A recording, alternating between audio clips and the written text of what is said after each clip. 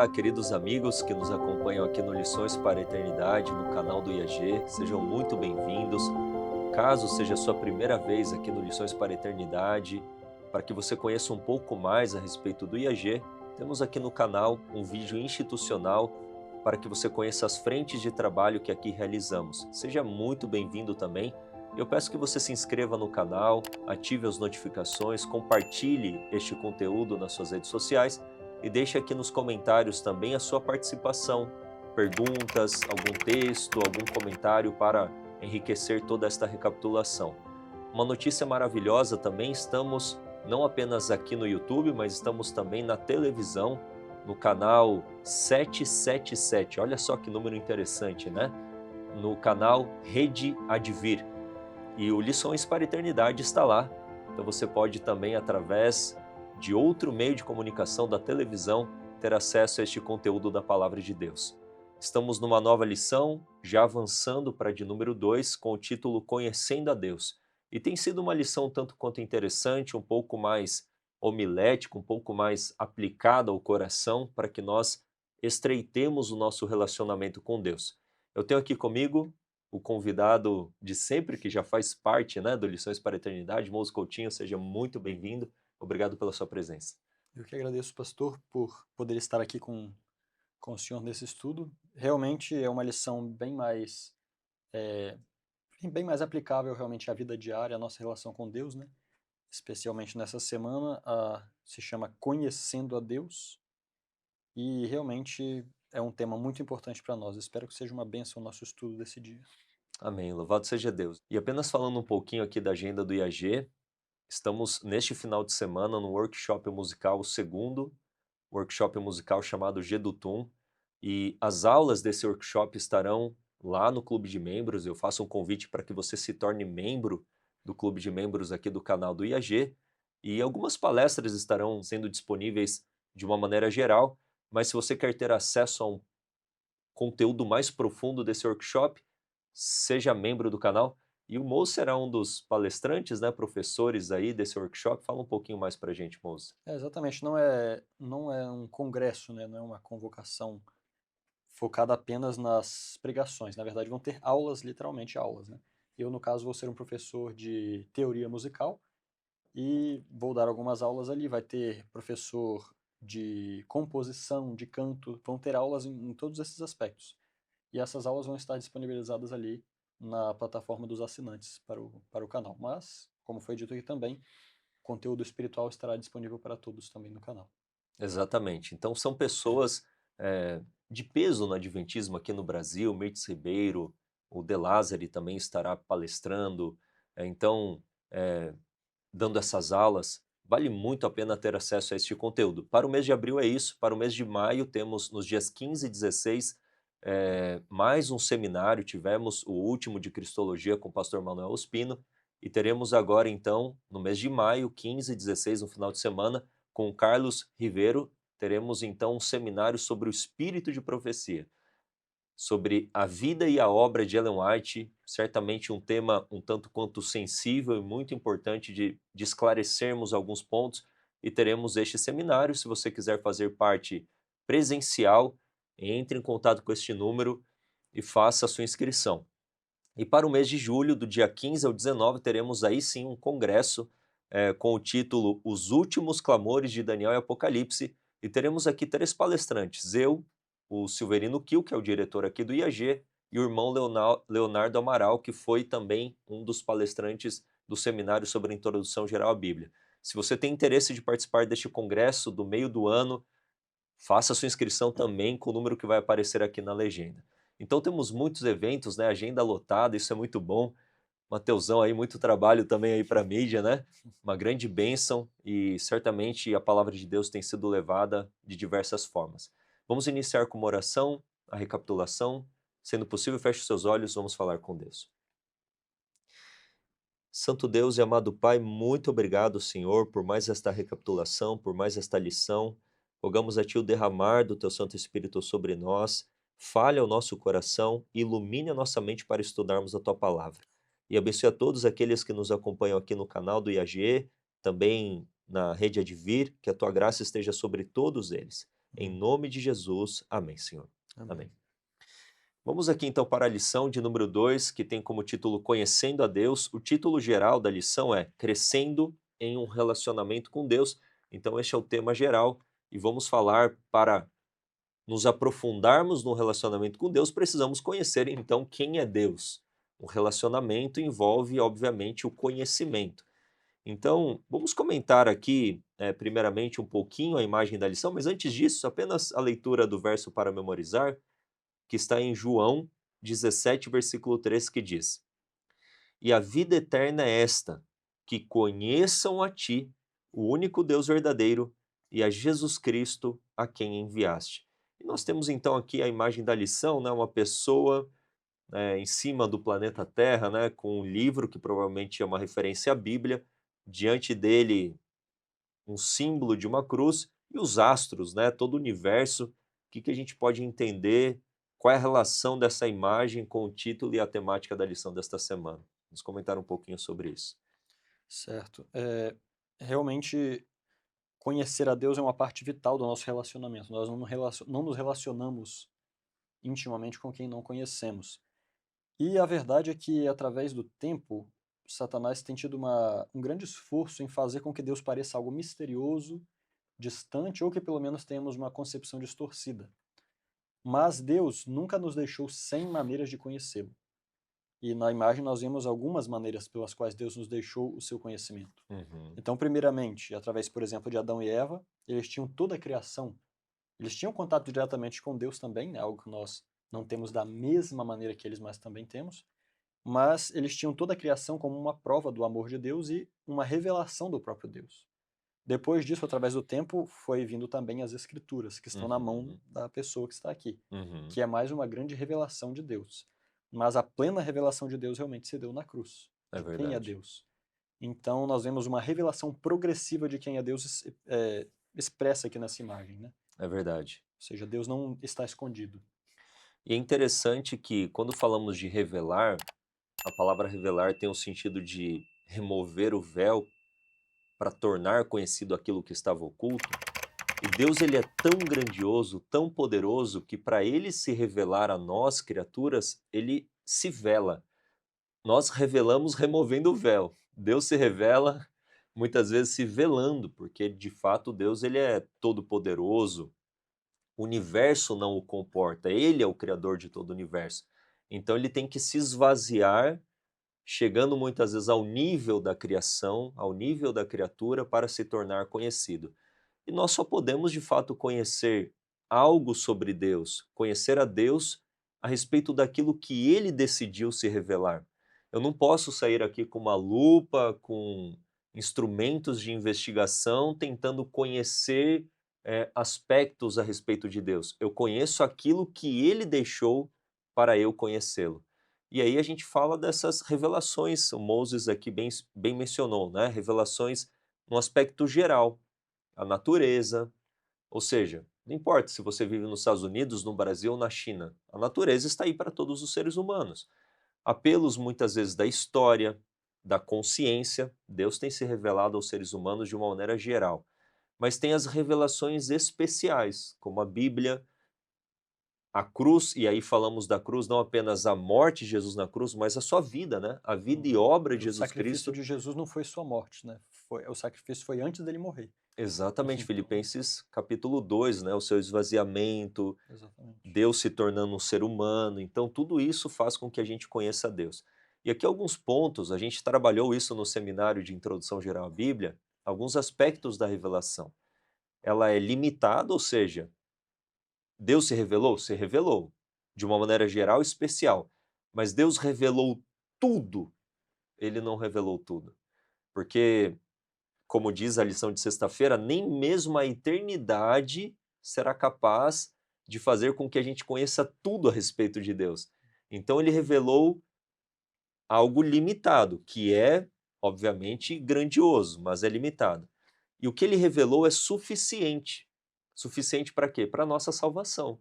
Para nós conhecermos que de fato ele é amor, que ele é santo, que ele é justo, que são os tópicos aqui da lição dessa semana. E a revelação é progressiva, ou seja, a gente não conhece sobre Deus de uma maneira única, imediata. Tudo que ele revelou eu conheço agora. Não, eu vou conhecendo de uma maneira progressiva, né? Paulatinamente eu vou conhecendo a respeito de Deus. É assim como o crescimento, né? Do bebê, de uma planta, a gente vai progressivamente conhecendo a respeito de Deus. Mas o que eu acho maravilhoso que a lição vem trabalhando é que a maior revelação dada é Jesus. Quando olhamos para Jesus, nós conseguimos entender perfeitamente, ele é a expressa imagem do ser de Deus, né? Nós conseguimos entender perfeitamente quem é Deus, o seu caráter revelado a nós. E temos acesso a isso, né? Através da história, a vida de Jesus Cristo, através das Escrituras Sagradas. E isso certamente é o que resulta no que o verso fala, né? É, o que é a vida eterna? A vida eterna é o quê? Conhecer a Que a Deus. gente conheça a Deus, o único Deus Jesus. verdadeiro, e a Jesus Cristo, a quem enviaste através de Jesus. Obviamente a gente conhece quem é Deus. Sim. Então esse será o tópico dessa semana, né? Nesta semana vamos examinar então atentamente o que a Bíblia revela sobre quem Deus é. Sim, aqui eu achei muito interessante ainda na lição de sábado, que no meio do texto aqui diz: o caráter de Deus deve tornar-se notório. Como assim, deve tornar-se notório? A realidade hoje é que o mundo rejeita Deus porque não conhece quem é Deus realmente. As pessoas, né, se nós vamos ver, elas têm até um medo de Deus. Essa é a realidade. Os ateus, aqueles que não gostam de Deus mesmo, que são declaradamente não crentes em Deus, eles têm um certo. Não é simplesmente. Eu não sei nem como é que eu posso explicar isso, mas é uma repulsa Uma herdada às resistência vezes, muitas né? vezes. Aham. E a realidade é que alguns pontos, por exemplo, da Revolução Francesa, que trouxe isso com muita intensidade, e na verdade a maioria do ateísmo resultante disso, foram provocados por uma falsa representação do caráter de Deus durante a Idade Média com a Igreja Romana. Deus foi manifestado de maneira incorreta, não era aquele Deus, Uhum. não era o caráter de Deus agir daquela Em maneira. relação a essa representação, nós somos ateus também, né? Eu não É, acredito neste Deus também, exatamente. neste sentido. Mas o problema é que nem todos chegaram a entender que o Deus verdadeiro existe. Eles pensaram, se isso é Deus, eu não quero nem saber de Deus. Uhum. E isso foi o que aconteceu e resultou a partir dali. E agora o homem é chamado a refletir o caráter de Deus. No caso, o homem que conhece a Deus. E agora nós somos chamados, então, a conhecer a Deus para refletir corretamente o seu caráter. Porque o mundo não é iluminado por uma simples pregação sobre Deus, mas sim sobre a manifestação do caráter. E o caráter não se manifesta só em palavras. Ele se manifesta numa vida inteira. E por isso nós podemos dizer que Jesus é a plena revelação de Deus. Uhum. Porque na vida de Jesus nós vemos plenamente o caráter de Deus. Não no Uhum. Sermão da Montanha, mas o Sermão da Montanha e nas obras que ele fazia. Em tudo, na Aham. sua vida, ele manifestava realmente quem era Deus e nós não poderemos refleti-lo corretamente se não buscarmos conhecê-lo realmente como ele é. E aí poderemos, assim como na Idade Média, causar um desserviço a Deus por uma manifestação incorreta do seu caráter. Olha só o que está escrito aqui, Uhum. Ellen White falando sobre isso. Deus é desonrado, seu caráter é mistificado por Satanás e ele é representado por um duro juiz, que faz com que venha sofrimento sobre os seres que criou. Esta falsa representação do caráter de Deus é feita aparecer como verdade, e assim, pela tentação do inimigo, o coração dos homens é endurecido contra Deus. Uhum. Então, quem nós estamos revelando? Uhum. Como nós revelamos a Deus? Isso é Esse muito é o chamado. importante. E Satanás, ele lança sobre Deus aspectos do seu caráter, né? Ele é tirano, ele é opressor, ele é maligno, mas ele atribui que Deus é dessa forma, né? Ele projeta o seu caráter como sendo aí uma manifestação do caráter de Deus. Este texto que a lição de sábado apresenta, do livro Parábolas de Jesus, e eu super recomendo a leitura deste material, que está na página 245, termina assim: os últimos raios da luz misericordiosa, a última mensagem de graça a ser dada ao mundo, é uma revelação, como Moses falou, uma manifestação do caráter do amor divino. Eu gostei muito do seu comentário, Moses, porque você falou que de que forma este caráter é manifesto. Você falou da vida de Jesus, mas você falou da nossa vida também, ou seja, a vida de Jesus é a maior, mais plena e perfeita manifestação do caráter de Deus, de quem Deus é. Mas a vida de Jesus deve ser reproduzida na vida dos seus discípulos. E aí sim nós também podemos ser uma extensão, vamos dizer assim, da revelação do caráter de Deus. E eu fui procurar porque eu já conhecia esse texto, e sabe quando fica na cabeça? Calma aí, esse texto não termina aqui. E eu fui procurar no Parábola de Jesus como o texto termina. Olha só, é a continuação do parágrafo. Diz assim, então termina lá, né, pela lição.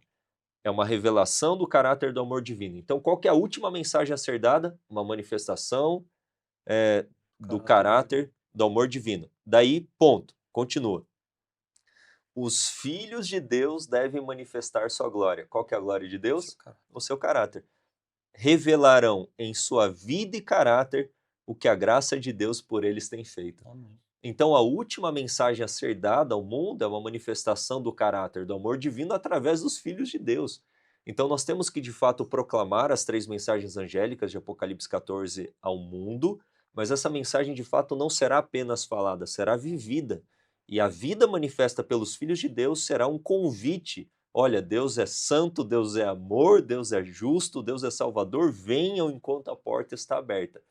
Será uma manifestação dos filhos de Deus de amar como Deus ama, de ser misericordioso como Ele é. E Deus está te convidando para fazer parte desta geração, que Amém. privilégio, né? Glória a Deus. De ter em sua vida a vida de Jesus sendo reproduzida. Então, está aí, vamos avançar na recapitulação. Tem mais algum comentário sobre sábado? Vamos buscar esse conhecimento agora. Vamos, em nome de Jesus. A lição de domingo traz como título, do dia 5 aqui, né? Uma imagem mais clara. E aqui são vários tópicos, né, que a lição vem trabalhando. Vamos falar um pouquinho aí também de Gênesis 3, do verso 1 ao verso 5, falar um pouco de que Lúcifer lá no céu, depois seu nome sendo Satanás, né, tentando distorcer o caráter de Deus, mas como que a gente pode entender aí essa temática, uma imagem mais clara de Deus? Certo. A realidade é que todo ser humano tem uma imagem de Deus na sua mente. Não a imagem de Deus que Deus colocou, uma imagem de quem é Deus. Certo? Todos nós temos uma imagem. Muitas vezes nós herdamos isso dos nossos pais ou do nosso contexto. Isso vai nos trazer a imagem de quem é Deus. Então, esses dias, por exemplo, eu vi um pequeno trecho de um podcast no qual uma pessoa não cristã, ateia, perguntava para uma outra: por que que Deus, lá no Vesúvio, ele fez um vulcão explodir em cima de uma cidade, em cima de 2 cidades e destruir todo mundo? Por quê? Qual a mentalidade que essa pessoa tem acerca de Deus? A imagem que essa pessoa tem, o que ela imagina que Deus é algo que Satanás convenceu os seres humanos de que Deus é. E tem buscado cada vez mais convencer. É verdade. Então, é até paradoxal, né? Se Deus é tão bondoso e justo e realmente quer salvar os homens, por que tão poucos aceitam a Deus? Porque Satanás tem trabalhado muito bem para fazer isso, para mudar essa imagem Uhum. e fazer parecer que Deus é incoerente e injusto, na verdade, né? Olha só, Satanás, um trechinho aqui da lição. Satanás não se importa com a imagem que alguém faz de Deus, seja panteísta, ateísta, deísta ou qualquer outra ideia, Uhum. desde que essa imagem não corresponda à realidade. Uhum. Ou seja, há cristãos, há ateus, há de outras religiões, todos tendo uma imagem de Deus, mas Satanás não se importa em qual vertente a pessoa está. O Uhum. importante é que na vertente que ela está, ela esteja com a visão errada. Uhum. Então, é importante que nós lembremos também de quem é Satanás. É. Satanás, ele tem um nome na Bíblia. Qual o nome? Um desses nomes dele? Uhum. Pai da mentira. Uhum. Então, tudo aquilo que Satanás tem apresentado sobre Deus é mentira. Tudo aquilo que ele tenta manifestar do Uhum. caráter de Deus são mentiras. A primeira aparição de Satanás na Bíblia é justamente fazendo o quê? Espalhando dúvidas sobre quem é Deus. Ele começa a falar para um anjo aqui, eu tô ali, olha, para que Deus manda a gente ter lei? A gente não precisa, olha, eu acho que está injusto Jesus ali. E ele começa a semear dúvidas, colocando na mente dos anjos de que Deus não é tão justo assim. Uhum. Nós vamos estudar mais para frente alguns atributos importantes de Deus, e Satanás estava tentando miná-los. Uhum. Ele fez a mesma coisa depois também com a mulher, que é um símbolo da igreja. Então, na própria igreja, nós podemos ver também Satanás enganando a igreja, ensinando ela um caráter de Deus que não é o verdadeiro caráter. Uhum. Enquanto Satanás tiver êxito, a missão não será cumprida, como nós vimos aqui no sábado. Uhum. Né? Uhum. A primeira porção do povo de Deus foi enganada e os resultados do pecado, então, são usados agora pelo inimigo para condenar o caráter de Deus. Ou seja, hoje é necessário uma revelação mais clara, uma imagem mais clara de Deus Uhum. na mente do ser humano. E a responsabilidade que a igreja tem nisso, né? Como você bem disse, por uma conclusão da obra, porque enquanto isso não for feito, a obra não é concluída, a última mensagem não é levada. E eu fiquei pensando aqui na lição de domingo também, eh, porque se nós tirarmos a Bíblia, as Escrituras, como a lição fala, né, de Gênesis a Apocalipse, lemos a respeito do único Deus verdadeiro, que se revela a nós por meio das Escrituras e de Jesus Cristo, Deus encarnado. Então estamos falando da revelação especial. Mas vamos falar da revelação geral. Se nós apenas observássemos a natureza, não tivéssemos acesso às Escrituras sagradas, nós vemos na natureza o belo, mas nós também vemos a destruição, nós vemos o caos, nós vemos uma certa harmonia, mas nós vemos também coisas antagônicas a isso. Você vê lá um cordeirinho, um animal lindo, mas do nada você vê um leão devorando e dilacerando esse animal. Você fala assim, ok, se Deus existe, e nós temos apenas a natureza, Deus existe, ele se revela por aquilo que ele criou. Mas eu olho para a natureza, eu vejo o bem e eu vejo o mal. E se eu tivesse apenas a natureza como uma revelação de Deus, eu falaria, tá, Deus ele é amante do belo, daquilo que é harmonioso, mas eu também encontro na natureza o que é feio muitas vezes, o que é destruído, eu encontro o mal. Então, esse caráter estaria um tanto quanto nebuloso na minha mente, né? Só que daí vêm as escrituras e falam para nós assim, olha, a natureza está assim por causa do pecado. E vem falando a respeito do caráter de Deus e do grande conflito e da origem do pecado, que começa no céu e se estende na terra, e por que tem morte, por que que tem destruição, por que que tem caos. Então as escrituras ela tem um papel não apenas revelador especial, mas de iluminar aquilo que Deus já usa como um instrumento de revelação. Ou seja, a Bíblia lança luz sobre a história. A Bíblia lança luz sobre a natureza. A luz lança a Bíblia sobre a minha própria consciência, porque a minha consciência também é um tanto quanto muitas vezes conturbada, com pensamentos bons e pensamentos maus. Então a Bíblia ela tem um papel fundamental. E quando vamos falar de palavra, a palavra é falada de Deus, ela é escrita e ela é encarnada. Então, quando eu olho para as Escrituras, eu olho para a vida de Jesus. Quando eu olho para a vida de Jesus, eu olho para as Escrituras. Então, o papel fundamental das Escrituras na revelação do caráter de Deus, o papel fundamental da vida de Jesus na revelação do caráter de Deus para nós conhecermos a Deus. E o ponto é, eu quanto mais conheço os meus filhos, mais eu os amo. Quanto mais eu conheço a minha esposa, mais eu a amo. Quanto mais eu conheço Moses, né, aqui meu amigo, mais eu o amo. E é assim que deve ser. Quanto mais nós conhecermos a Deus, ou seja, nos aprofundarmos no conhecimento da palavra de Deus, nos aprofundarmos no relacionamento com Jesus, mais o amaremos também. Amém. E as escrituras vêm falando aqui das inúmeras características de Deus, né?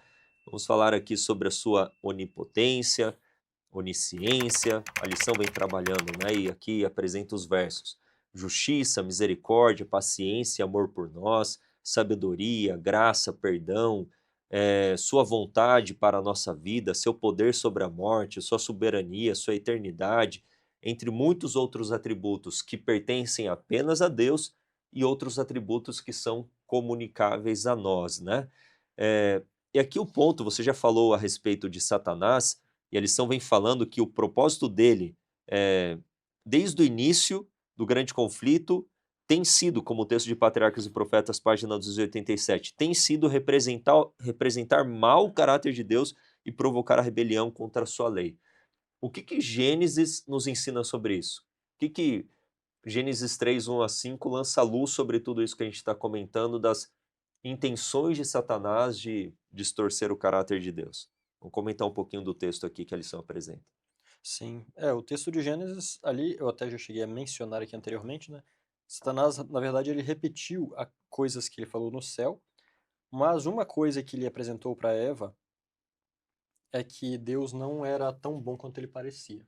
Uhum, Tem coisas que Deus não queria dar para eles. aham, Ou seja, Deus é grandioso, é muito poderoso. Vocês são felizes, mas vocês não têm as coisas que Deus tem. Vocês querem ter? Então, na verdade, vocês não têm que fazer o que Deus manda. Ou seja, ele exaltou eles, a próxima lição vai até falar um pouco sobre isso, Uhum. mas ele exaltou a Eva, dizendo, olha, você pode ser algo muito melhor do que isso, Deus não está te dando tudo. E fez Eva, então, começar a olhar para uma irrealidade interessante. Foi criada uma questão irreal na mente de Eva que levou ela ao pecado. Uhum. Uma realidade paralela, literalmente. Aham. A realidade verdadeira é Deus deu tudo o que eles precisavam para ser felizes. Eles não precisavam de nada mais. Uhum. Então, o trabalho de Satanás para fazer as pessoas não conhecerem a Deus é simples. Deus é claro. Satanás traz dúvida. Ele sempre planta dúvidas. É assim que começa, É na verdade. verdade. E o verso 5 deixa bem claro, né?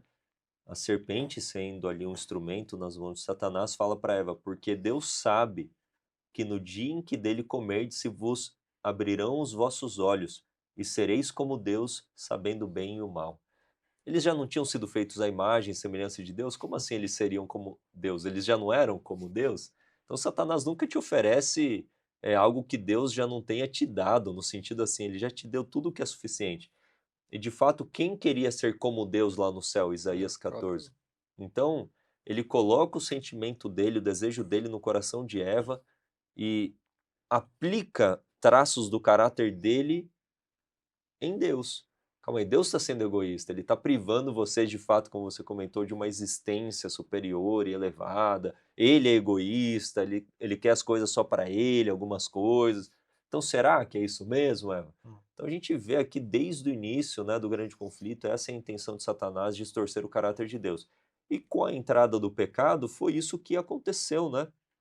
Quando Deus aparece aqui na viração do dia, versículo 8 e o verso 9, ele pergunta: onde estás, para Adão? O que Adão responde? Verso 10, ele disse: ouvi a tua voz soar no jardim e temi, porque estava nu e escondi-me. Ou seja, Deus é amor, misericordioso, gracioso, mas a partir da entrada do pecado no mundo, o que Adão passou a ter de Deus? Vergonha, Ter medo. vergonha e medo, né? Temor, ter medo mesmo de Deus, no sentido ele veio agora para nos destruir, ele veio agora como um Exatamente. tirano, um É juiz. interessante que Deus não mudou nada desde o momento que Exato. Satanás falou até ali, né? Aham, Mas para nós vermos que realmente o pecado é o causador de todas as dúvidas que existem. O pecado em si exatamente. já é a maior dúvida que existe. Para que ele veio existir?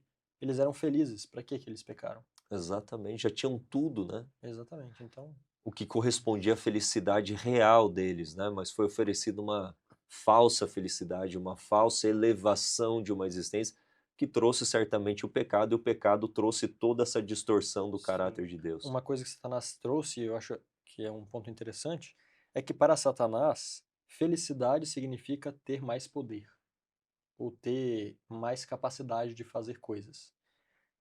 E, na verdade, a felicidade está em seguir a lei de Deus. Na verdade, é isso. Aham. Os anjos, inclusive, eles nem sabiam que, nossa, então Deus manda a gente guardar uma lei? Sério, Lúcifer? Qual lei? Como é que é essa lei? É. Eles já viviam tão felizes que eles nem sabiam que eles estavam seguindo regras. Tipo, Aham. aí eles viviam as regras com felicidade. Que Satanás vem trazendo é a lei de Deus é um jugo de servidão. A lei de É. Deus é uma prisão que te impede de crescer. Uhum. E, inclusive, ele mesmo só não é Deus porque a lei de Deus o proíbe de ser Deus. Então ele tenta espalhar essa mentalidade. Sendo que, na verdade, a lei de Deus é a base da felicidade das criaturas. Exatamente, amém, amém, louvado seja Deus. É muito importante trabalharmos esses tópicos. Vamos avançar aqui para a lição de segunda. Tem algum outro comentário para a lição de domingo? Vamos avançar. A lição de segunda fala agora a respeito de um dos principais, ou o principal atributo do caráter de Deus, né? Que é comunicável, que é a sua santidade. Vamos falar então a respeito de Deus é santo. Quão importante é entendermos a santidade de Deus que lança à luz a sua justiça, ao seu próprio amor, a sua misericórdia, a sua graça. Então a santidade é apresentada aqui pela autora, né, da lição Uhum. como sendo o principal atributo de Deus. Vamos É, comentar um pouco sobre isso. eu nem sei se a gente poderia dizer que é o principal, porque nenhum deles pode ser sem o outro. Mas eu diria que é um básico, um radical. Ou Uhum. seja, tudo precisa estar firmado ali. Gostei dessa palavra, sim, é verdade. Assim como para nós. Tudo que nós podemos ser, mas podemos estar radicados também na santidade que Deus nos pede Uhum. que tenhamos. Então vamos olhar para as outras características, né? A santidade significa estar separado do mal e do pecado. Ou seja, o fato de que Deus seja santo automaticamente faz com que ele não possa pecar e que ele Uhum. esteja longe do mal.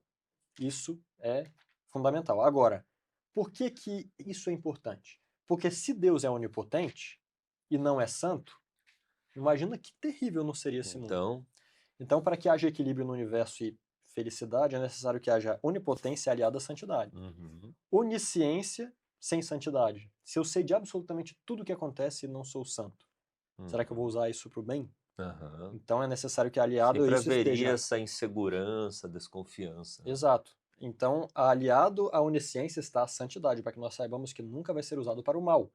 A justiça de Deus. Deus tem o poder de ser o juiz supremo do universo. Imagina o juiz supremo que não é santo, que não tem essa característica Que como segurança radical. você teria, né? Ou seja, a justiça de Deus é uma justiça reta para fazer o que é bom. A eternidade, imagina alguém eterno que não é santo. Que terrível também não seria. Nós olhamos então para Deus todos os seus atributos, então a soberania, o dono supremo de tudo, nós não escolheríamos alguém sem essa característica. É verdade. Quem de vocês Uhum, escolheria? Vamos criar o nosso próprio Deus aqui agora. uhum, Então nós queremos um Deus que seja onipotente, onisciente, justo, eterno e soberano. Pelo menos isso é o que se espera de um Deus, uhum, mínimo, né? E agora, será que você não gostaria que ele fosse santo também? Então, quando nós olhamos para isso, nós vemos que a santidade talvez é a característica mais importante de Deus para nós, pensando em nós, no nosso bem-estar. uhum. E também é a mais perceptível, né, das características de Deus. Porque cada vez que alguém via a glória de Deus na Bíblia, o que que acontecia? A pessoa não falava, nossa, Deus tem muito poder, nossa, Deus sabe de tudo.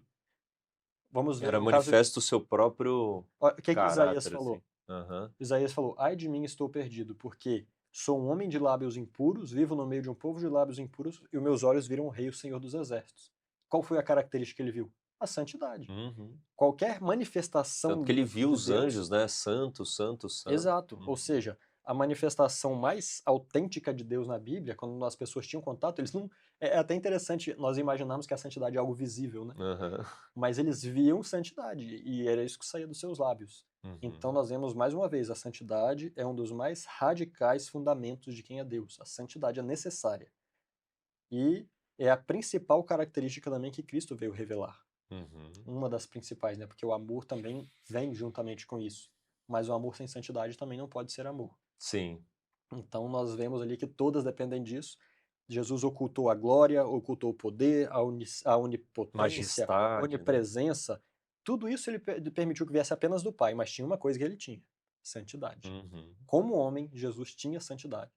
Esse atributo divino, ele se manteve em Cristo para que mostrasse o quê? O mais importante de Deus não é o grande poder. Ou seja, Satanás falou para Eva que ela podia ser igual a Deus. Aqui estou eu, sendo igual a Deus, em carne pecaminosa, como sendo santo. Uhum. Ou seja, isso é ser igual a Deus. Não é ter mais poder para fazer coisas. Não Exatamente. é ter mais glória, mais reconhecimento. É simplesmente ser capaz de viver em santidade. Essa é a essência realmente do caráter de Deus, né? Amém. Todos viam a sua santidade. Amém. Louvado seja Deus. Isso é maravilhoso nós pensarmos de fato. Eu fiquei assim, refletindo a respeito da santidade, que quando a gente pensa em algo santo, como você bem definiu, né? Algo incontaminado, algo separado do mal, do pecado, a gente pensa em algo de fato muito distante, né? Da nossa própria realidade. Porque nós estamos vivendo num mundo de pecado, nós temos esta natureza inclinada ao pecado, nós somos pecadores e no sentido de termos pecado na nossa vida. E quando a gente pensa na santidade, a gente pensa assim em algo que está muito distante de nós. Só que quando a gente vai para o texto de Isaías 57:15, eu fiquei assim maravilhado com esse texto, né? Eu acho que é um dos textos fortes aqui da lição. Eu até escrevi aqui na minha lição o seguinte, né? É, eu vou ler, depois eu menciono o que eu escrevi. Olha só, Isaías 57:15 diz: Porque assim diz o alto e o sublime, ou seja, né, bem distante, que habita na eternidade e cujo nome é Santo. Num alto e santo lugar habito. Olha agora, como também com o contrito e abatido de espírito, para vivificar o espírito dos abatidos e para vivificar o coração dos contritos. Então, por mais que Deus de fato ele é santo, ele se faz presente na vida daquele que está contrito, do pecador contrito e arrependido. E eu escrevi aqui, né? A santidade não isola pessoas, porque tem pessoas que querem ser santas, assim como Deus é santo, e Deus pede isso nas Escrituras, a gente vê isso em Mateus, a gente vê isso em Pedro, sede santos, como, como eu sou santo, a gente vê isso nos profetas, enfim, no Pentateuco. É de fato um apelo, é um atributo comunicável de Deus, mas muitas pessoas querem ser santas e se isolarem das outras pessoas. Eu coloquei aqui, a santidade não isola pessoas, mas as torna um instrumento para o serviço. Ou seja, o fato de Deus ser santo o habilita a ser o instrumento de salvação para nós. E não uma ilha, né? Vocês são pecadores, eu sou santo e agora vocês merecem a destruição. O fato dele ser santo, estar incontaminado, né? O torna um instrumento de operar a nossa salvação. E assim nós devemos também, se nós queremos buscar essa santidade de Deus, viver de conformidade com o seu caráter, com a sua lei, com o seu amor, isso não vai nos isolar das pessoas, isso nos fará instrumentos em suas mãos para buscarmos pessoas para o seu reino. Amém. E um outro ponto aqui que eu quero destacar é o que a lição traz, né?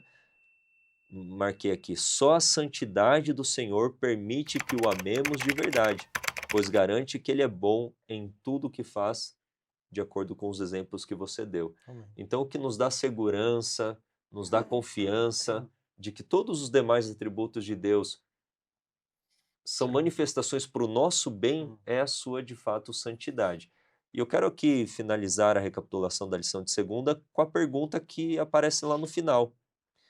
E aí eu vou perguntar de uma maneira bem pessoal para você, Mouse, e para você que está nos acompanhando aqui. Que tipo de sentimento a santidade de Deus desperta em você? Primeira perguntinha. E de que forma isso desafia a refletir sobre seu próprio caráter? Então, quando você pensa assim, o que vem ao seu coração Eu acho e o que faz isso, o que isso faz, o que gera de reflexão a respeito do seu próprio caráter? Né? Pergunta muito isso boa é uma essa, hein? pergunta muito boa e eu acho que pode gerar um sentimento duplo, né? Porque realmente, se Deus é santo, eu posso saber que ele vai me julgar sempre com justiça, mas esse pensamento também pode me fazer examinar a mim mesmo. Então, será que ele, se ele sendo justo, ele vai encontrar em mim a mesma justiça, a santidade? Então, muitas vezes nós vemos pessoas, né, que estão defendendo um ponto ou defendendo a si mesmos e falam, não, Deus sabe. Aí eu fico pensando, será que isso é melhor ou É pior? melhor isso é uma Entende? vantagem ou uma Deus desvantagem conhece o nossa? meu coração. Bem, isso não te dá temor? Aham. Então, realmente, é um sentimento duplo, né? Primeiro, ele traz esse senso de que Deus não vai permitir que a injustiça permaneça, Uhum. mas esse sentimento só vai vir com firmeza e permanecer no nosso coração se nós estivermos ao lado da justiça. E isso é bom, porque faz um chamado, né? Um exame da nossa consciência. É verdade. Quando eu li essa pergunta, eu fiquei pensando em Pedro na pesca maravilhosa, né, na manifestação ali da glória de Deus através da vida de Cristo. E ele fala para Jesus: afasta-te de mim porque eu sou pecador. Eu fiquei pensando assim, quantas vezes nós, né, nas nossas orações, diante daquela análise sincera diante de Deus, de algo que você fez, de algo que você está vivendo, esse é o sentimento, né? Senhor, afasta-te de mim porque eu sou pecador. Mas isso significa que você está contemplando através das Escrituras e da vida de Jesus quem é Deus. Mas este Deus que, ao mesmo tempo, ao manifestar o seu caráter de santidade, faz com que seja manifesto o pecado no teu coração, ele não se distancia de você. Ele vai falar o quê? Eu tampouco te condeno. Vá e não peques mais. Eu estou disposto a transferir a você pelo Espírito Santo os atributos do meu caráter. Você se reconhece pecador? Era só isso que eu precisava. Agora a massa novamente tá informe nas minhas mãos. Eu vou formá-la. O barro fica seco no orgulho, né? Uhum. O barro assim, não preciso. Significa que você não está contemplando a Cristo. Quando a gente contempla a Cristo, de fato, o barro fica mole nas mãos de Cristo para que ele possa modelar uma nova O criatura. Espírito Santo vem como uma chuva sobre a consciência, né? Exato, Mostrando a necessidade dela de Deus. E aí, exatamente. graças a Deus que ele não somente é santo, Mas aí vem a lição de terça. Isso, avança, Deus é amor. Deus é amor. Exatamente, Então você se tá tudo sentiu conectado. oprimido pela consciência de pecado, vendo a santidade de Deus? Deus é amor. Amém. E agora ele nos abraça, né? Vamos, Mas com certeza. Então, a autora começa falando aqui o amor, ou amor, talvez seja a palavra mais usada pelos cristãos para descrever o caráter de Deus, mas a questão é, Deus ele não sente amor, Deus ele é amor, como diz aqui 1 João 4,8, é a essência de Deus o amor, assim como é a essência de Deus a santidade, é a essência de Deus o amor. E como que este amor foi manifesto a nós? Então a gente vê essa santidade, este Deus sublime, poderoso, e como que o amor dele é revelado a nós para nos dar a esperança de mudarmos a nossa realidade, de vivermos uma nova vida em Jesus Cristo, né?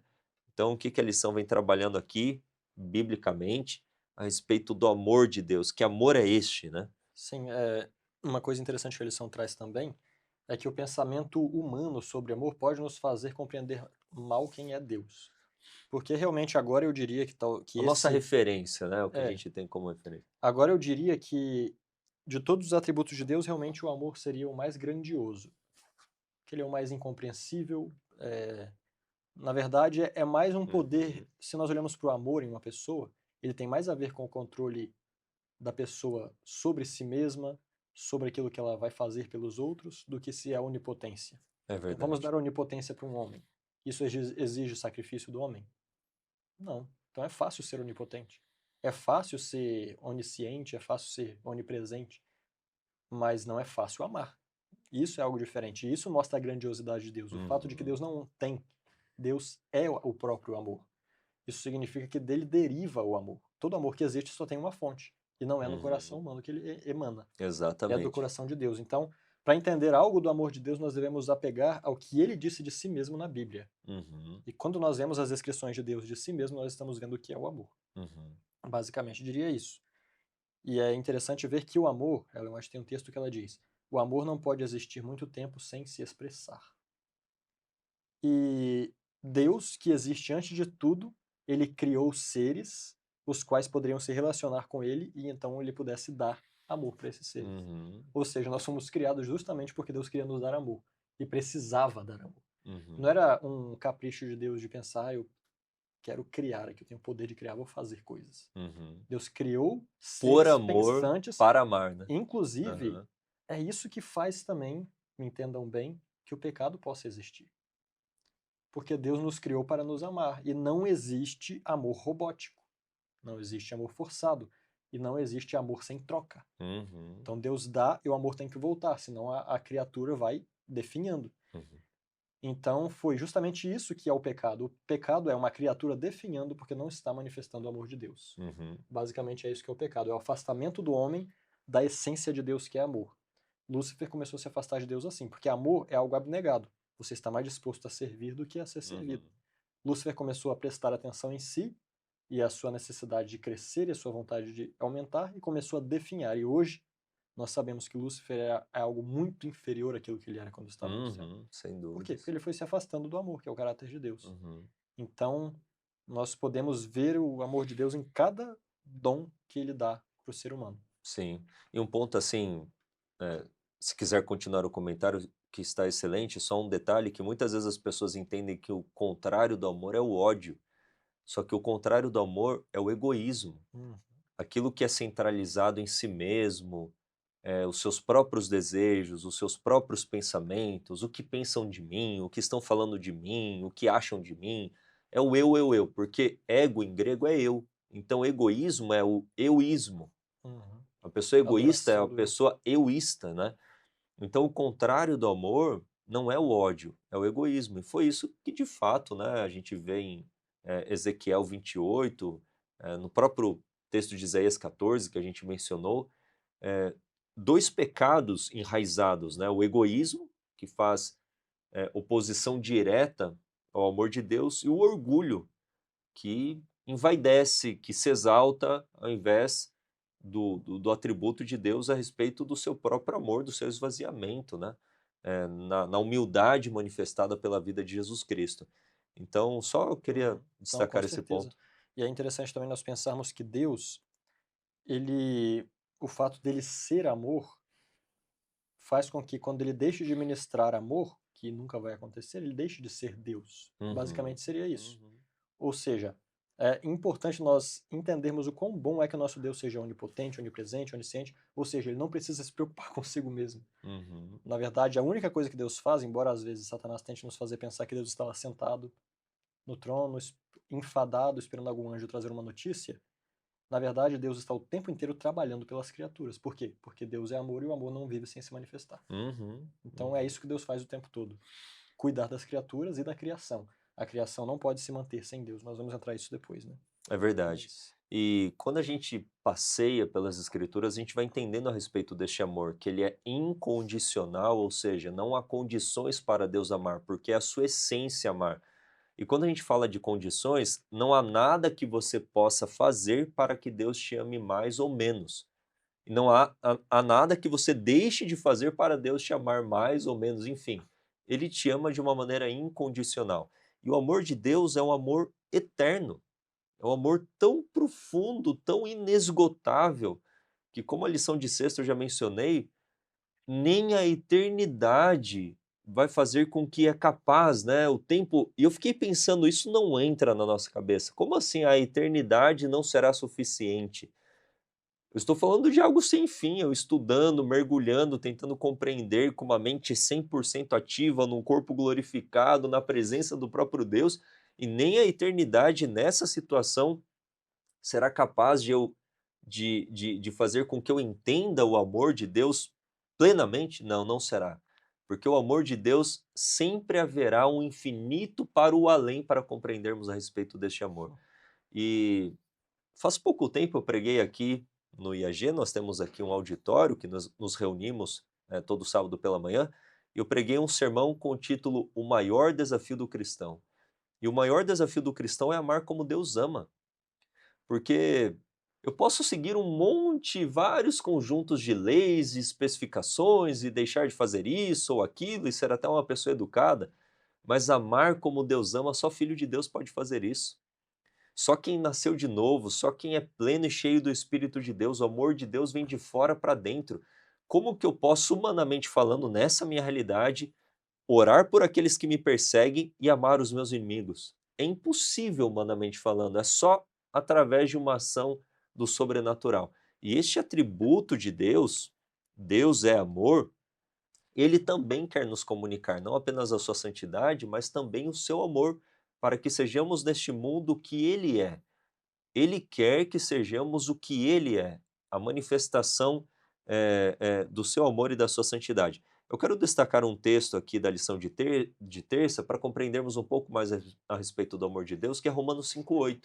Eu quero até ler esse texto, que é um dos principais. A lição traz o texto de 1 João, que é um texto maravilhoso, é um pouco extenso, por isso que eu vou ler apenas Romanos 5, verso 8. Olha só, como que Deus mostra, como que ele prova o seu próprio amor. Romanos 5:8. Porque o texto de 1 João fala que Deus manifestou o seu amor enviando o seu filho. Mas em que condição ele enviou o seu filho? Romanos 5:8. Mas Deus prova o seu amor para conosco em Cristo, em que Cristo morreu por nós, diz o texto, sendo nós ainda pecadores. E o texto de João 3,16, porque Deus amou o mundo de tal maneira que Deus. deu o seu Filho unigênito para que todo aquele que nele crê não pereça, mas tenha vida eterna. O que eu quero dizer é, Deus ele olhou para o mundo, ele não viu pessoas boazinhas, pessoas arrependidas, olha, tem esse grupo aqui que vai me aceitar. Ele amou o mundo, ele amou todo mundo de uma maneira eterna, e se fosse ao saber que apenas uma única pessoa se arrependeria e seria salva, ele teria enviado o seu filho. O amor de Deus, ele é insondável, ele é incompreensível. Tanto que Paulo fala, eu oro para que a gente entenda qual é a largura, profundidade, comprimento do amor de Deus revelado em Cristo Jesus. Então Deus, ele nos amou sendo nós ainda inimigos, né, pecadores. É, é uma coisa assim maravilhosa de nós de fato entendermos a respeito de que este Deus que é amor, ele também é relacional. Amém. E este é o ponto, né? A lição fala: o amor de Deus é perfeito, soberano e relacional. E aqui a lição conclui falando a respeito disso. E traz um ponto bem interessante. Se nós substituirmos lá em 1 Coríntios 13 amor por Deus, Tudo encaixa. tudo encaixa. E se substituir amor por Moses, Temos amor que, por temos que Benjamim, olhar com mais atenção, né? será que de fato eu estou me manifestando como filho de Deus ao amar como Deus ama? Porque se Deus é amor e Ele é meu pai, como que eu posso ser filho de Deus e ser egoísmo? Eu tenho 3 filhos, Moses. Minha esposa está grávida, Moses é um grande amigo da nossa família. Eu não tenho um filho cachorro, por mais que eu tenha uma cachorra e às vezes eu possa chamá-la de filha, vem cá, minha filha. Posso fazer o que for. Eu não tenho um filho macaco, eu não tenho um filho. O meu filho compartilha da minha natureza. Se somos filhos de Deus e a natureza de Deus é amor, os filhos de Deus, eles Também são são. amor. Eles são santos, eles são misericordiosos. A gente tem que entender isso. Então, que tipo de manifestação está sendo, através da minha vida, né, revelada, manifesta às pessoas ao meu redor? No seu casamento, para com seus filhos, no seu trabalho. São coisinhas aí para nós de fato refletirmos. Amém. Vamos falar um pouquinho agora da criação, quarta-feira, Deus e a criação. E este Deus que é o Deus criador, todo-poderoso, Romanos, né, que Deus ele revela os seus atributos invisíveis, né, através da criação, para que nós sejamos todos indesculpáveis. Deus é poderoso, Deus é grandioso, ele é o criador de todas as coisas, mas este Deus criador, ao mesmo tempo, ele é o Deus que se relaciona, né? Ele é o Deus que é amor. Vamos falar um pouquinho aí de Deus e a criação. Sim, esse ponto eu gosto muito realmente. Tudo que toca a criação, eu me encanto com tudo que é da criação. E a lição de quarta vai trazendo então o pensamento de que Deus é grandioso não somente para criar as coisas do nada, mas também para manter as coisas que ele cria e governar essas coisas. Uhum. E é interessante, o Salmo 147:4, nós vamos começar de algo grande para nós entendermos como isso se relaciona conosco. O Salmo 147:4 diz que Deus conhece cada estrela pelo seu nome. Sabe quantas estrelas existem?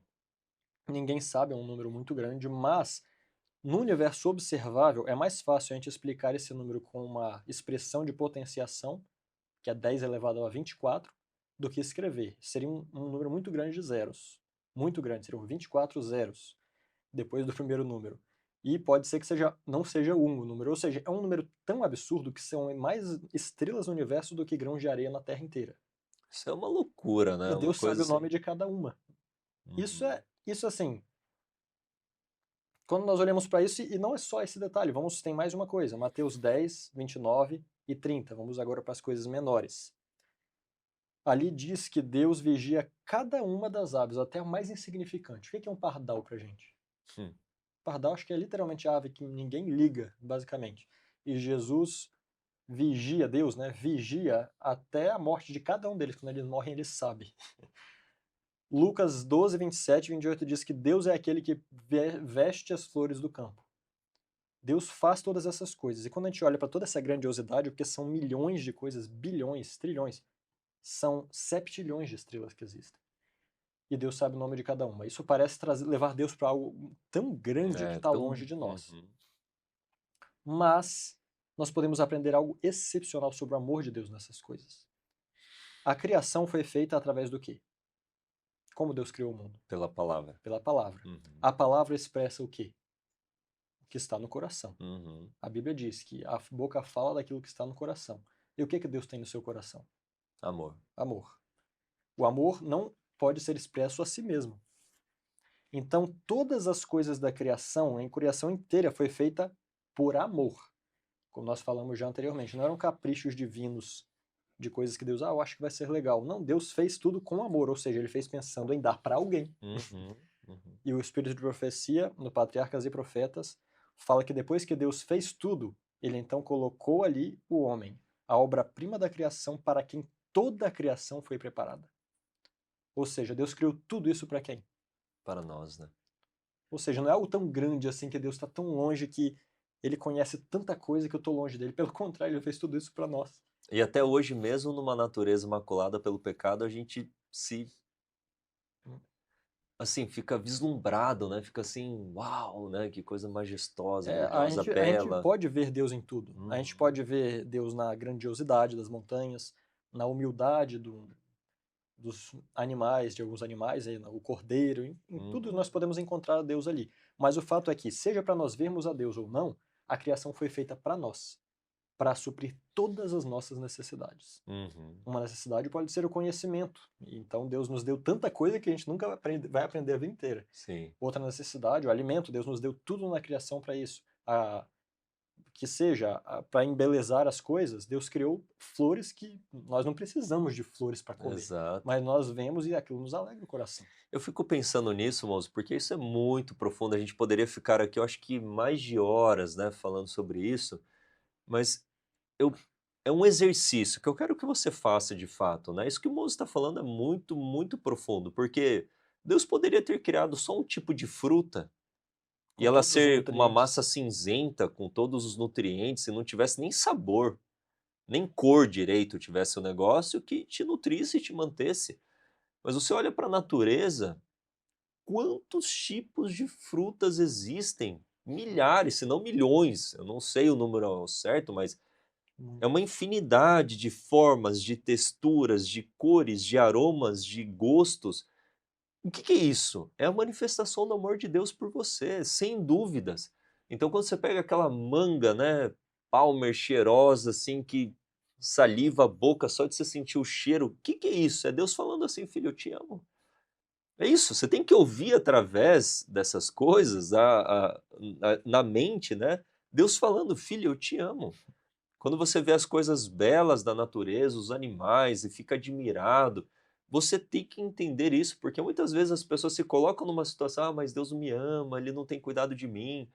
Mas Deus tem assim: "Filho, o que que mais eu posso fazer assim?". Não apenas em relação à criação, mas o plano da salvação, Jesus, o ministério dos anjos, do Espírito Santo, as promessas de Deus, a natureza, a beleza, etc, etc. O que mais eu posso fazer? Então, de fato, nos torna indesculpáveis, não tem desculpa. Deus ele tem apelado, ele tem gritado, né, vamos dizer assim, com força de expressão mesmo, uma hipérbole aqui, aos nossos sentidos, de que ele nos ama. E está prestes assim, né, meu quarto filho, né, um menininho vai nascer, a gente não deu nome para ele, né, o bebezinho vai nascer agora em agosto. O que que a gente faz? A gente começa a preparar o quarto, não é? Fazer um enxoval, para que quando chegue o bebezinho, esteja tudo preparado. Quando você vai para o relato da criação, é exatamente isso. A terra era sem forma e vazia. Nos 3 primeiros dias, Deus ele dá forma. Ele vai lá, pinta o quarto, Uhum. coloca o bercinho, faz o enxoval. Daí o quarto está vazio, está todo bonito, mas não está faltando agora ser enchido, né? Ele Tá começa nos sem vida. últimos 3 dias a encher o vazio. Ele já deu forma, agora ele enche o vazio. No primeiro dia, ele cria o dia e a noite. Daí no quarto dia, o que que ele vai colocar no dia? O sol. O que que ele vai colocar na noite? A lua e as estrelas. No segundo dia, ele faz a separação entre águas e águas. Ou seja, cria a atmosfera e faz a separação entre as águas de cima e as águas de baixo. No quinto dia, ele cria os animais marinhos e as aves. Uhum. E no terceiro dia, ele cria a porção seca. O que que ele cria no sexto dia? Tá faltando, calma aí, tá vazio, a terra tá vazia. Tem a fruta, tem a natureza, tem toda a beleza. Tá faltando aqui então os mamíferos, tá faltando aqui os animais terrestres e tá faltando a coroa de fato da Uhum. criação, o ser humano, Exato.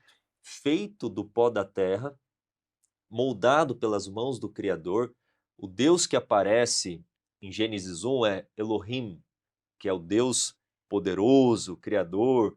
Mas em Gênesis 2 já aparece outro nome de Deus. O nome que ele usa, o tetragrama sagrado, que é YHWH, que a gente muitas vezes pronuncia como Iavé, a gente não sabe a pronúncia correta, aparece que é, é Deus, Iavé Elohim. Ou seja, ele não é apenas o Deus criador, porque Iavé é usado no Antigo Testamento como o Deus da aliança, o Deus relacional. Então, este Deus, em Gênesis 2:7, que aparece a formação do homem, é o Deus que se relaciona. Então, ele não criou tudo apenas belo. Ele mesmo agora quer se relacionar conosco E é o que a gente vê aí no relato da criação, Gênesis 3:8, ele vindo na viração do dia para se relacionar com a A maneira humanidade. como ele criou o É homem já tudo mostra. lindo e perfeito, né? A maneira como ele criou o homem diferente do restante da criação já mostra, né? Um pouco Uhum. disso também. Exato, Deus não criou o homem como o resto da criação, não foi a sua exato. palavra, Foi só foi obra-prima sua ali, né? própria mão que criou o ser humano, né? Uhum. E o teu detalhe muito importante, cada fôlego, cada respirar que nós damos, na verdade é o fôlego de Deus dentro de nós. Pode ser o pecador mais terrível que É seja. Se verdade, ele está vivo é porque tem fôlego divino é dentro dele. verdade, é Porque verdade. quando morre, o fôlego volta para Deus. Ou seja, nós carregamos uma porção de Deus dentro de nós o tempo inteiro, Uhum, que nos mantém vivos. Deus quer que nós manifestemos o máximo dele possível, né? Então uhum. ele criou o homem não só para ser próximo dele, ter algo dele, mas se parecer muito com ele. Tanto é que foi feito a imagem e semelhança. Nós chamamos Cristo de a imagem de Deus. Naquela época, Adão era a imagem de Deus. Olha só que benção. Exatamente, é E verdade. esse é o chamado que ele quer fazer também para nós. Amém. A lição muito profunda, maravilhosa. Está gostando desta recapitulação? Deixa aqui seu like, compartilhe nas redes sociais. Estamos avançando aqui para o fim. Mas antes de irmos para quinta-feira, tem o texto de Jó, né?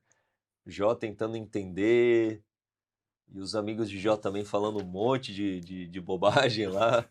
Daí Deus chega para Jó, né, lá no capítulo 38 e fala: Jó, quem estava comigo, né?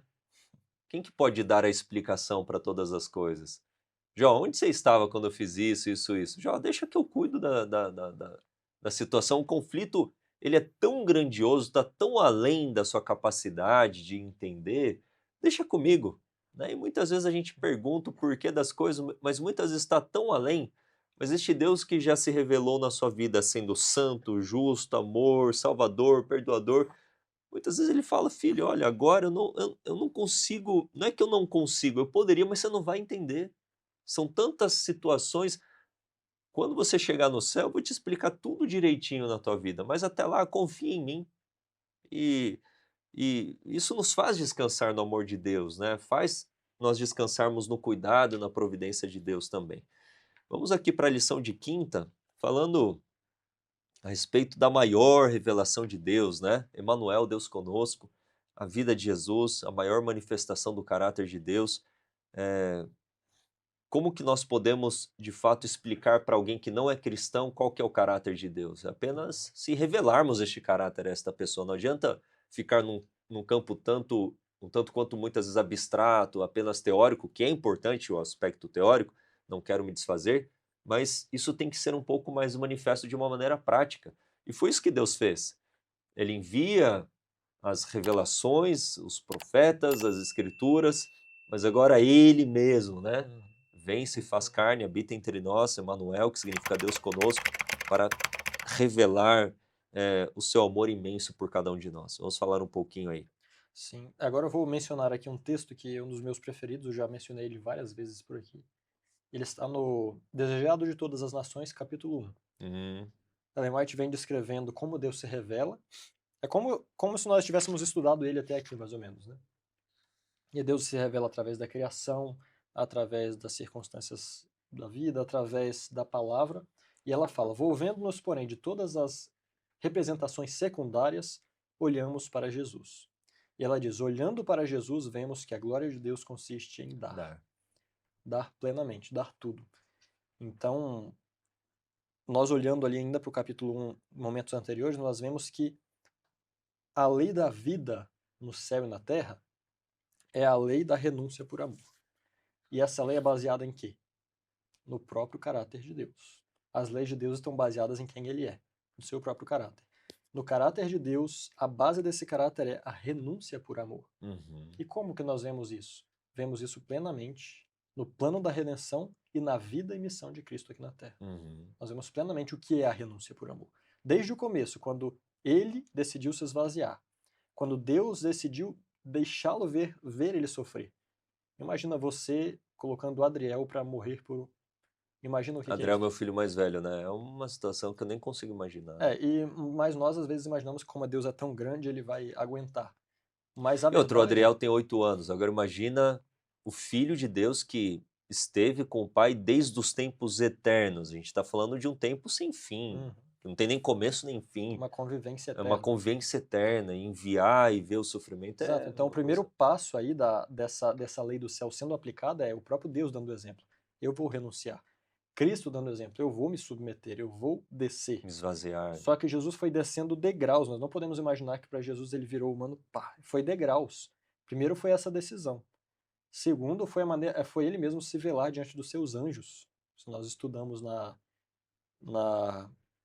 no livro A Verdade sobre os Anjos, nós vamos ver que Cristo não era distinguido pelos anjos quem era Cristo e quem era.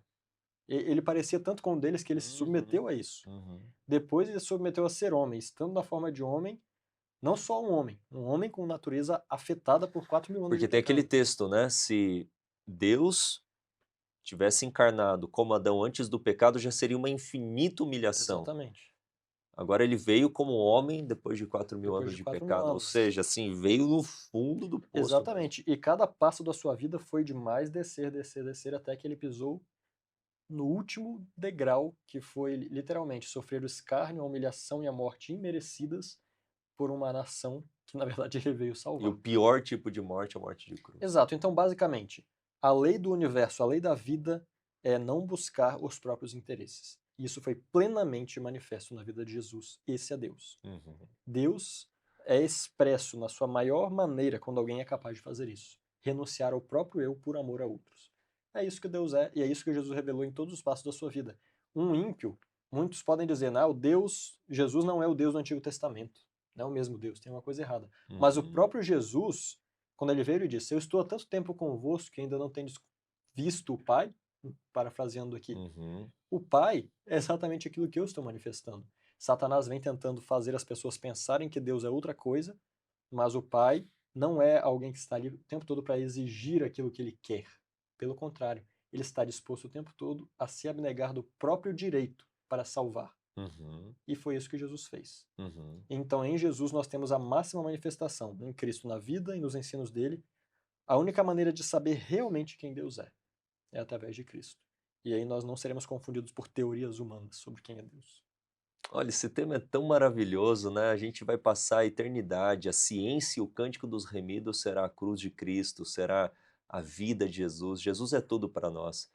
É tudo por Ele, para Ele, é o nosso melhor amigo, é o nosso Salvador, é aquele a quem nós dedicamos a nossa vida e existência.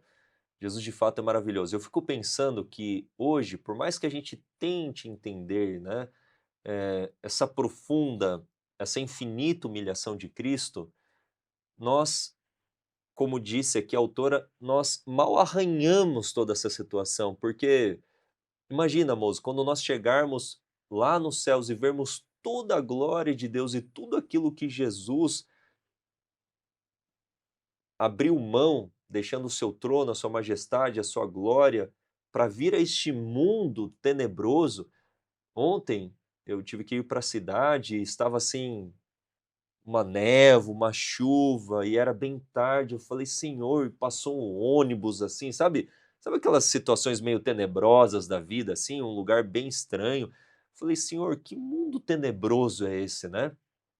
E de imediato eu fiquei pensando em Jesus deixando a glória e vindo a este mundo, então a gente não consegue alcançar ainda. E quando chegarmos lá, tendo agora um parâmetro do que Cristo abriu mão para vir a este mundo tenebroso, o nosso amor por ele vai se aprofundar, mas não terá fim ali. Ah, então foi isso? Não. A gente sempre vai no infinito para o além. Então este é o amor, este é o amor, este é o amor. É um oceano inesgotável. E eu amo muito meus filhos, moço. Você um dia, quem sabe Deus vai te dar o privilégio de ser pai. É um amor que não cabe no peito. Não tá de esmagar assim o filho. E Ellen White fala aqui na lição de sexta, né? Não passa de um tênue riacho. Sabe o que é um tênue riacho? É um córregozinho. O amor que eu tenho para com meu filho é um córregozinho em comparação ao infinito amor do oceano de Deus por nós. É algo assim incompreensível. Eu costumo falar, irmãos, nós não sabemos quem Deus é. Essa é a verdade. A gente tenta assim entender pelas escrituras, Jesus, mas ainda Não entra. não entra, porque Deus de fato ele é muito grandioso e poderoso. mas louvado seja Deus que a gente tem toda essa revelação da sua parte, que é suficiente para nós já rendermos a nossa vida a Ele, confiarmos nele e aceitarmos o seu plano de salvação para nós. Eu quero apenas finalizar o meu comentário na quinta, de algo que eu acho bem interessante que os evangelhos apresentam, né? Que os evangelhos apresentam a vida de Jesus, que é a maior revelação de Deus para nós, em 4 aspectos, em 4 prismas, porque nós temos percepções diferentes, pessoas diferentes, eu não sou igual a você, você não é igual a mim, a gente aqui não é igual ao Mateus que está aqui presente, dentre outras pessoas, e essas 4 perspectivas a respeito da vida de Jesus apela a sentidos diferentes, a pessoas de formas diferentes, né? E nós temos diante do trono uma representação de anjos querubins ou serafins com 4 características interessantes, né? Homem, boi, leão e águia. Nós temos a face desses anjos dessa forma. E quando nós vamos para os evangelhos, a gente tem Mateus enfatizando: Jesus, ele é o filho de Davi. Jesus, ele é o leão da tribo de Judá. Jesus é o Messias. Mateus escreveu, um judeu escreveu para judeus. Ele é o cumprimento de todas as promessas e profecias messiânicas. Ou seja, ele é o leão. Quando a gente vai para Marcos, a gente vê que Marcos escreveu e Jesus é retratado de uma maneira muito operante. É um evangelho que traz agilidade. Provavelmente Marcos escreveu sendo ali guiado por Pedro para Roma, para os romanos. Imagina uma cidade gigantesca em que as pessoas têm que ler rapidamente, um contexto urbano agitado, e Jesus aparece como muito operante, ou seja, boi. Porque o boi que conduz o arado, tem esse sentido de operante. Já em Lucas, ele é retratado como muito humano. Ele sempre está passando e sofrendo privações, necessidades, ele está sempre próximo da prostituta, do publicano, dos marginalizados, ele é retratado como homem. E no Evangelho de João, o Evangelho, vamos dizer, mais maduro, ele é apresentado de fato como águia, como Deus. A águia é um símbolo de divindade nas Escrituras. Então a gente tem aqui, pelos Evangelhos, não sei se você já tinha feito essa leitura muito interessante, uma visão mais completa a respeito de Jesus, né? Ele é o servo operante, ele é aquele que veio até nós, ele é o prometido, ele veio até nós, ele é homem, ele sabe o que você sente, mas ao mesmo tempo ele é Deus, Deus conosco, Deus que veio se revelar a nós para ser o nosso Salvador. E ele não veio para condenar, ele veio para salvar o mundo. Amém. Que lição maravilhosa, né? Então louve a Deus, ore a Deus a partir dos seus atributos. A lição de quinta termina apelando para que nós tenhamos essa experiência. Então coloque aqui, né? Tu és santo, como está escrito em Levítico e assim por diante. Louvarmos e exaltarmos a Deus, orarmos a Deus de acordo com seus atributos. Como é bom louvarmos e exaltarmos ao Senhor. Amém. Bom, vamos para as considerações finais, uma lição maravilhosa. Vamos finalizá-la. Amém. Realmente, como disse a autora, nós arranhamos a superfície desse tema, mas é um tema para nós estudarmos o tempo inteiro, todos os dias, até a eternidade. Então, que esse dia tenha sido apenas um começo para você. Busque cada vez conhecer mais a Deus, que não se conhece de muita teoria, mas sim de ver. E aí, Ellen White até nos chama a contemplar a vida de Cristo, por 1 hora por dia. Ali nós conheceremos um pouco mais de quem é Deus. Amém, amém.